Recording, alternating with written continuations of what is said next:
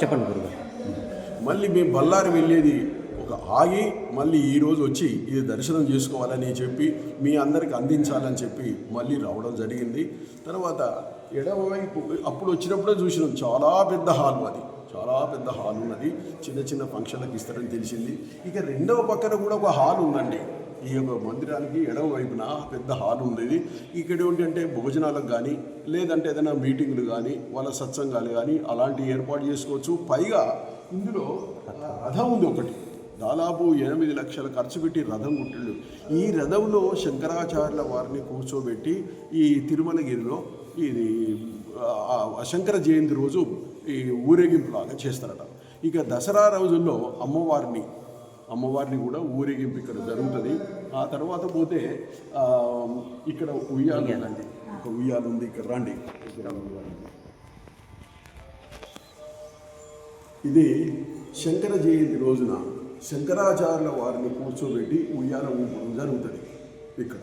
తర్వాత నవరాత్రులప్పుడు అమ్మవారిని ఇక్కడ ఈ యొక్క ప్రతిమ అంటే ఉత్సవమూర్తి తీసుకొచ్చి ఇక్కడ పెట్టి ఈ విధంగా ఉయ్యాల చేయడం జరుగుతుంది. అప్పుడు మాత్రమే ఇది జరుగుతుంది అన్నమాట. ఎంత విచిత్రంగా ఉన్నది. ముందర దాదాపు ఒక 300 to 350 మెంబర్స్ చూసుకోగలుగుతారండి ఇది. తర్వాత పల్లకి సేవ కూడా ఉన్నది. అంటే విశేషమైనటువంటి రోజుల్లో ఇక్కడ ఉంది చూడండి. ఇది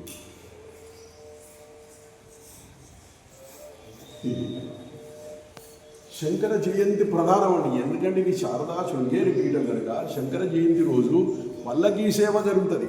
ఈ తిరుమల నగర్లో తిప్పుతారు, కూర్చోబెడతారు.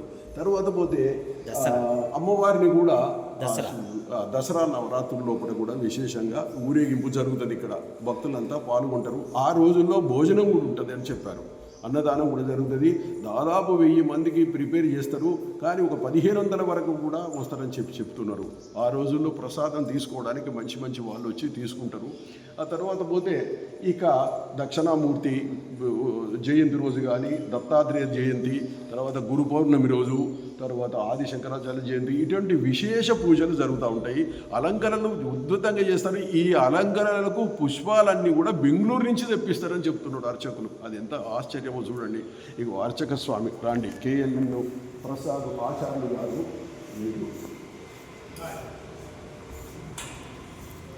వీరు ఇంకా ప్రధాన అర్చకులు వేరే, అన్ని అర్చకులు వేరే. సో వారు ఇక్కడనే ఉంటారు, పక్కనే ఉంటారు. వారు ఎంతో సౌమ్యులు, మాకు అన్ని విషయాలు కూడా తెలియజేశారు. వారికి మేము ఈ యొక్క వీడియో ద్వారా ధన్యవాదాలు తెలియజేసుకుంటున్నాము. మా మిత్రుడు నవీన్ అండి, నవీన్ మిత్రుడు. మరి నేను వచ్చిందని తెలిసి మా ప్రవీణు నవీను వీళ్ళిద్దరు బ్రదర్సు. సో హైదరాబాద్లో ఉంటారు వారు, కొత్తపేటలో. అయితే ఆదోని వారిది కాబట్టి మేమందరం కలిసి ఈ ప్రోగ్రాం ఏర్పాటు చేసుకున్నాము. చాలా సంతోషం. వీళ్ళంతా భక్తుల కుటుంబాలు, వీళ్ళ ఫాదర్, వీళ్ళందరూ కూడా. మీరు ఎప్పుడైనా నేను రాయబోయే వ్యాసంలో వీళ్ళ నెంబర్లు ఇస్తానండి, ఫోన్ నెంబర్లు ఇస్తా. మీరు కాంటాక్ట్ చేసి ఎట్లా రావాలి ఏమిటి అని తెలుసుకోవడానికి. ఇంకా ఇక్కడనే కాకుండా ఇక్కడ ఈ ఆదోని పట్టణంలో అంబా భవానీ అని చెప్పి ఒక క్షేత్రం ఉన్నది. అందులో బ్రహ్మాండమైనటువంటి ఒక దత్తాత్రేయ స్వామి ఉన్నాడు. తర్వాత సదాశివపీఠ అని ఒకటి ఉన్నది, అక్కడ బ్రహ్మాండమైన దత్తాత్రేయుడు. ఈ రెండు చూడండి వచ్చినప్పుడు. ఇకపోతే ఇక అసలు ఆదోని అనగానే మనకు అమ్మవారు ఆదిపరాశక్తి అవధూత త్రిశక్తి స్వరూపిణి లక్ష్మమ్మ గారు ఉన్నారు. అక్కడికి విగ్రహం ఒక 16 పిల్లర్స్ ఉన్నాయి. ఒక పిల్లర్లో 1.5 ఫీటు, దాదాపు 1.5 ఫీటు దత్తాత్రేయుని యొక్క శిల్పం చెక్కబడినది. దానికి బంగారు తోడు ఉన్నది. అది గమనించాలి, మీరు చూడాలి. సో మనం మంత్రాలయంకు వెళ్తూ ఉంటాం, వెళ్ళినప్పుడు చూడండి. తప్పకుండా ఈ క్షేత్రాన్ని ఇక్కడికి వచ్చినప్పుడు చూడండి. శంకర ఇది చాలా బాగుంది.